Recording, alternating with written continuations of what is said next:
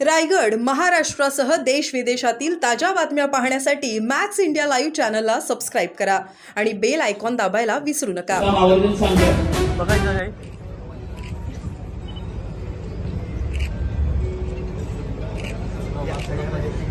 उर्वरित माननीय या ठिकाणी उपस्थित झालेले आदरणीय राहुलजी नार्वेकर साहेबांचा सर्व मच्छीमार बांधवांच्या वतीनं, नॅशनल फिश फोरमच्या वतीनं आणि महाराष्ट्र मच्छीमार कृती समितीच्या वतीनं हार्दिक स्मृतिचिन्ह पुष्पहार अर्पण करून आपण या ठिकाणी त्यांचा सन्मान करतोय, त्यांचं स्वागत करतोय.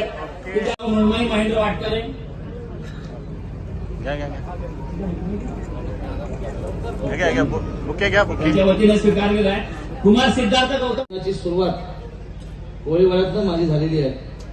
तळसारख्या ग्रामपंचायतीमधून विधान परिषदेवर दुसऱ्यांदा जाणं हा प्रवास तुम्हाला सगळ्यांच्या आशीर्वादाने वरती मला लाभलेला आहे आणि म्हणून मी देणं लागतो या स्वरूपाने आज या मंचावर मी आलो. 2 दिवस वेगळी चर्चा होती, मला माहित नाही आयोजन नियोजन कशा पद्धती हे मला माहित नाही, कारण माझ्याच गावात शेजारी माझ्याच पंचायतीच्या मध्ये हा कार्यक्रम होतोय.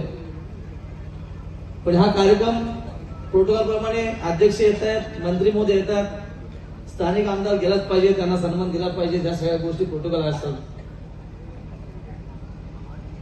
परंतु आपले अनेक प्रश्न ऐकल्यानंतर माझ्या डोक्यात एकच विचार आला, या सगळ्याला एकच उत्तर मी देऊ शकतो की आपली एकी महत्वाची आहे.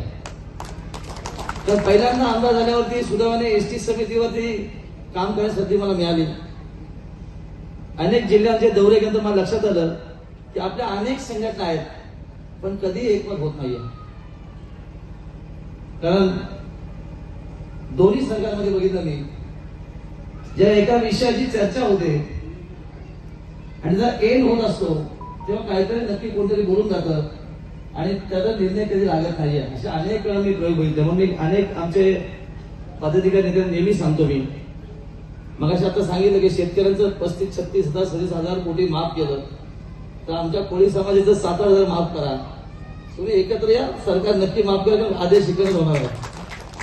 कारण शेवटी आम्ही विधिमंडळात प्रश्न लावताना अध्यक्षांचीच अनुमती घेतो आणि आम्ही त्यांना सांगू की माझ्या भागामध्ये खूप कोळी समाज आहे आणि त्यांच्या ह्या सगळ्या कर्जमाफी संदर्भात मी खालून प्रश्न लावतो. अध्यक्षांची मला फक्त याच्यामध्ये त्वरित आदेश द्या, जसा शेतकरी दिला तसा. एका मिनिटाचं काम आज सुदैवाने अध्यक्षाने एका मंचावरती आपण आहोत. तर मंत्री मोदयांबरोबर अध्यक्ष सर मी गेल्या महिन्याभरात 4-5 बैठका घेतल्या. कदाचित आपल्या कृती समितीला कोणाला माहित पण नसेल किंवा समाजाला देखील माहित पण नसेल, इथल्या अनेक समस्यांवर आम्ही चर्चा केली. मच्छीमारांच्या जेटी असेल, कोल्ड स्टोरेज असेल, तिथल्या समुद्र सुशोभीकरण असेल, तर अध्यक्षांना मी खूप त्रास देतो. वारंवार विधिमंडळात जातो, फोन करून जातो सर 1-5 मिनिटं, आणि मग मंत्री महोदयांना अध्यक्ष बोलवणार आणि ती बैठक घेऊन देणार. हे त्रिवार सत्य आहे नामदेवजी, त्रिवार सत्य. अध्यक्ष त्यांच्या भाषणावर नक्की सांगतील. पण सगळ्या समाजासाठी खऱ्या अर्थाने सरकारचा आमदार नात्याने सरकारचा विविध निधी प्रत्येकाकडे पोहोचला पाहिजे ही भूमिका घेऊन आम्ही सगळेच जण काम करतो. खरं मागच्या 2.5 वर्षाचा अनुभव निश्चित आपल्या सगळ्यांना आहे.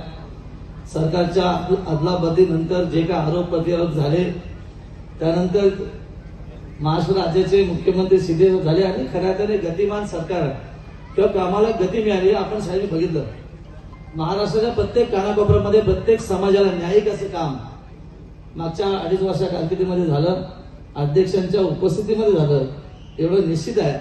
आणि मग येणारं सरकार देवेंद्रजी सरकार मध्ये अध्यक्ष आहेत, मी आमदार आहे, निश्चित सांगू शकतो जेवढे आपले प्रश्न या ठिकाणी मांडलेत त्या खऱ्या प्रश्नांना न्याय देण्याची भूमिका या सरकारच्या माध्यमातून आम्ही नक्की करणार हा शब्द आज तुम्हाला देतो. एक तर निश्चित आहे 100पैकी 100 प्रश्न सुटणार नाही आहेत, पण अभाव 50% गेलो तर 100% प्रश्न सुटले असं सन्मान मानसिक समाधान निश्चित होईल आणि मग तो निश्चित आपण प्रयत्न करणार. मध्यंतरी म्हणजे निवडणुकीच्या काळामध्ये पण देखील मी बघितलं की प्रत्येक आपल्या पुढे वादविवादानंतर सगळं चर्चा होते. होऊ नये असं माझं व्यक्तिमत निश्चित आहे. समाजाच्या उन्नतीसाठी सगळे मतभेद बाजूला ठेवून समाजाने एकत्र आलं पाहिजे असं माझं मत निश्चित आहे. आणि म्हणून मगाशी सांगितल्याप्रमाणे आपल्या अनेक संघटना आहेत, त्या संघटना कशा पद्धतीने एका झेंड्याखाली येतील जेणेकरून आपल्याला न्याय मिळेल ही भूमिका आपण खऱ्या अर्थाने केली पाहिजे असं माझं मत निश्चित आहे.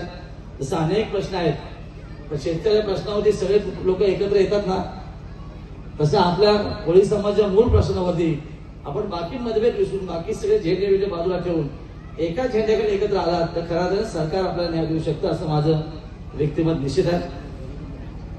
सरकारच्या माध्यमातून माझ्या विधानसभा मतदारसंघामध्ये अनेक मच्छीमार जेटी असेल, वर्सुली सारख्या ठिकाणी कोल्ड स्टोरेज असेल, त्या ठिकाणची 107 कोटी जेटी असेल, पलीकडे अक्षयची 135 कोटी जेटी असेल, देवदंड्याची आपण 175 कोटी जेटी असेल, त्याची आपली 92 कोटी जेटी असेल.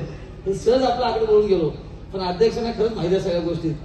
त्या प्रामाणिकपणे अध्यक्ष आणि मी माझ्या मतदारसंघामध्ये विविध कामांच्या बाबतीमध्ये नेहमीच चर्चा करतो. कुठे माझ्याकडनं जर काय हे होत असेल तर आधीच त्या मंत्र्यांना प्लीज बोलवा, इथेच आपण चर्चा करूया आणि खरंच ते मदत करतात. म्हणून मागच्या 2.5 वर्षांमध्ये जी काय हजारो कोटी रुपये या भागामध्ये विकास कामांसाठी आणलं त्याचं 50% तरी श्रेय अध्यक्षाला निश्चित जातं, कारण त्यांनी दिलेला आदेश हा त्या ठिकाणी खऱ्या अर्थाने कामी आलेला आहे. आणि म्हणून कामा स्वरूपात तर निश्चित मी तत्पर असतो. सगळे रस्ते असतील, पाणी असतील, सगळ्या जीवनात सुविधा असतील, यासाठी मी प्रामाणिकपणे गेली सम आहे ना. आज तुम्ही उडून आलात, कित्येक वर्ष रस्ता तसाच होतो, आज अद्याप तसा रस्ता मी केला नाही. सगळेच आम रस्ते असतील, त्या सगळ्यात प्रामाणिकपणे काम करण्याचा प्रयत्न केला. आणि म्हणून आपल्या ज्या कोळी समाजाशी निगडीत समस्या असतील, मी अध्यक्षांना निश्चित विनंती करणार आहे की आपल्याच दालनामध्ये कृती समितीची एक बैठक आपण मंत्री महोदयांसमोर घ्या आणि त्या बैठकीमध्ये ज्या संदर्भातली चर्चा करून खऱ्या अर्थाने येणाऱ्या विधिमंडळ ह्याच्यामध्ये अधिवेशनामध्ये आम्हालाही 2 प्रश्न आम्ही बोलणार त्या संदर्भात पोलीस बाबतीमध्ये आम्हाला न्याय द्यायची अपेक्षा निश्चित व्यक्त करतो. आमच्या ताई देखील खूप छान सांगितलं, सगळ्याच गोष्टी सांगितल्या. मला बोलायला वेळ नाही कारण लोकच कंटाळली, अध्यक्षांनी पण उशिरा आले थोडेसे, अधिक काय बोला नाही. पण समाजाने खूप सारं प्रेम माझ्या सगळ्या कार्यकर्त्यांनी केलं आणि म्हणून दुसऱ्यांदा मला आमदार संधी मिळाली.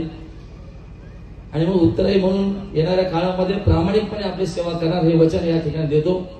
आणि आजच्या नियोजनाबद्दल आयोजकांना मनापासून धन्यवाद देतो. उपस्थित सर्व मान्यवरांचे आमदार नेत्यांनी आभार व्यक्त करतो. जय हिंद, जय महाराष्ट्र.